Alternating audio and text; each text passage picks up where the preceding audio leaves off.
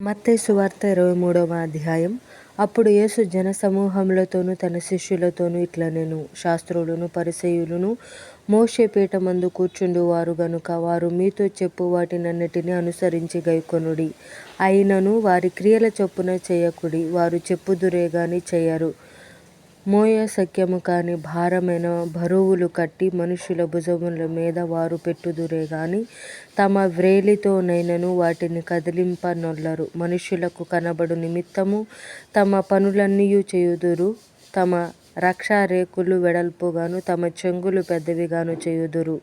విందులలో అగ్రస్థానములను, సమాజ మందిరములలో అగ్రపీఠములను, సంత వీధులలో వందనములను, మనుష్యుల చేత బోధకులని పిలువబడుటయు కోరుదురు. మీరైతే బోధకులని పిలువబడవద్దు. ఒక్కడే మీ బోధకుడు. మీరందరూ సహోదరులు. మరియు భూమి మీద ఎవనికైనను తండ్రి అని పేరు పెట్టవద్దు. ఒక్కడే మీ తండ్రి, ఆయన పరలోకమందున్నాడు. మరియు మీరు గురువులని పిలువబడవద్దు. క్రీస్తు ఒక్కడే మీ గురువు. మీలో అందరికంటే గొప్పవాడు మీకు పరిచారకుడై ఉండవలెను. తన్ను తాను హెచ్చించుకొనువాడు తగ్గింపబడును, తన్ను తాను తగ్గించుకొనువాడు హెచ్చింపబడును. అయ్యో వేషధారులైన శాస్త్రులారా, పరిసయ్యులారా, మీరు మనుషుల ఎదుట పరలోకమును మూయుదురు, మీరందులో ప్రవేశింపరు, ప్రవేశించు వారిని ప్రవేశింపనీయరు. అయ్యో వేషధారులైన శాస్త్రులారా, పరిసయ్యులారా, ఒకని మీ మతములో కలుపుకొనుటకు మీరు సముద్రమును భూమిని చుట్టి వచ్చెదరు. అతడు కలిసినప్పుడు అతని మీకంటే రెండంతలు నరకపాత్రునిగా చేయుదురు. అయ్యో అంధులైన మార్గదర్శకులారా, ఒకడు దేవాలయము తోడని ఒట్టు పెట్టుకొంటే అందులో ఏమీయూ లేదు గాని దేవాలయములోని బంగారము తోడని ఒట్టు పెట్టుకొంటే వాడు దానికి బద్ధుడని మీరు చెప్పుదురు. అవివేకులారా, అంధులారా, ఏది గొప్పది? బంగారమా? బంగారమును పరిశుద్ధపరచు దేవాలయమా? మరియు బలిపీఠము తోడని ఒకడు ఒట్టు పెట్టుకొంటే అందులో ఏమీయూ లేదు గాని దాని పైనుండు అర్పణము తోడని ఒట్టు పెట్టుకొంటే దానికి బద్ధుడని మీరు చెప్పుదురు. అవివేకులారా, అంధులారా, ఏది గొప్పది? అర్పణమా? అర్పణమును పరిశుద్ధపరచు బలిపీఠమా? బలిపీఠము తోడని ఒట్టు పెట్టుకొనువాడు దాని తోడనియు దాని పైనుండు వాటన్నిటి తోడనియు ఒట్టు పెట్టుకొనుచున్నాడు. మరియు దేవాలయము తోడని ఒట్టు పెట్టుకొనువాడు దాని తోడనియు అందులో నివసించు వాని తోడనియు ఒట్టు పెట్టుకొనుచున్నాడు.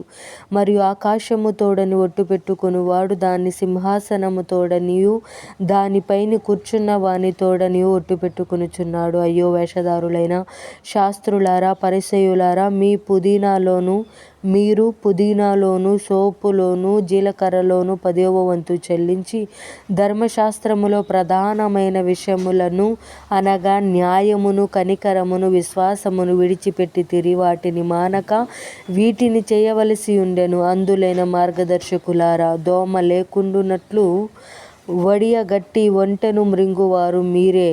అయ్యో వేషధారులైన శాస్త్రులారా, పరిసయ్యులారా, మీరు గిన్నెయు పళ్ళెమును వెలుపట శుద్ధి చేయుదురు గాని అవి లోపల దోపుతోనూ అజితేంద్రియత్వముతోనూ నిండియున్నవి.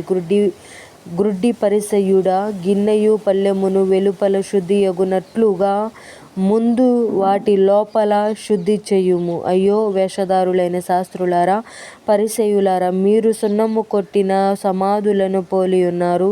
అవి వెలుపల శృంగారముగాను అగపడును గాని లోపల చచ్చిన వారి ఎముకలతోనూ సమస్త కల్మషముతోనూ నిండియున్నవి. అలాగే మీరు వెలుపల మనుష్యులకు నీతిమంతులుగా నగపడుచున్నారు గాని లోపల వేషధారణతోనూ అక్రమముతోనూ నిండియున్నారు. అయ్యో వేషధారులైన శాస్త్రులారా, పరిసయ్యులారా, మీరు ప్రవక్తల సమాధులను కట్టించుచు నీతిమంతుల గోరీలను శృంగారించుచు మనము మన పితరుల దినములలో ఉండిన ఎడల ప్రవక్తల మరణ విషయములో వారితో పాలివారమై ఉండకపోదుమని చెప్పుకొందురు.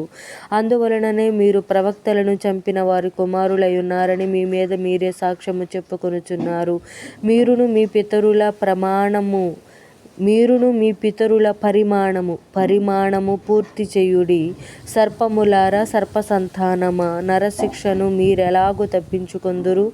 అందుచేత ఇదిగో నేను మీ యొద్దకు ప్రవక్తలను, జ్ఞానులను, శాస్త్రులను పంపుచున్నాను. మీరు వారిలో కొందరిని చంపి సిలువ వేయుదురు, కొందరిని మీ సమాజ మందిరములలో కొరడాలతో కొట్టి పట్టణము నుండి పట్టణమునకు తరుముదురు. నీతిమంతుడైన హేబెలు రక్తము మొదలుకొని బలిపీఠమునకును దేవాలయమునకును మధ్య మీరు చంపిన బరాకియా కుమారుడగు జకర్యా రక్తము వరకు భూమి మీద చిందింపబడిన నీతిమంతుల రక్తమంతయు మీ మీదకి వచ్చును. ఇవన్నీయు ఈ తరము వారి మీదకు వచ్చునని మీతో నిశ్చయముగా చెప్పుచున్నాను. యెరూషలేమా, ప్రవక్తలను చంపుచును నీ యొద్దకు పంపబడిన వారిని రాళ్లతో కొట్టుచును ఉండుదానా? కోడి తన పిల్లలను రెక్కల క్రిందకి ఎలాగూ చేర్చుకొనునో అలాగే నేనును నీ పిల్లలను ఎన్నో మారులు చేర్చుకొనవలెనని యుంటిని గాని మీరు వల్లకపోతిరి. ఇదిగో మీ ఇల్లు మీకు విడవబడి ఉన్నది. ఇది మొదలుకొని ప్రభువు పేరట వచ్చువాడు స్తుతింపబడును గాక అని మీరు చెప్పు వరకు నన్ను చూడరని మీతో చెప్పుచున్నాను.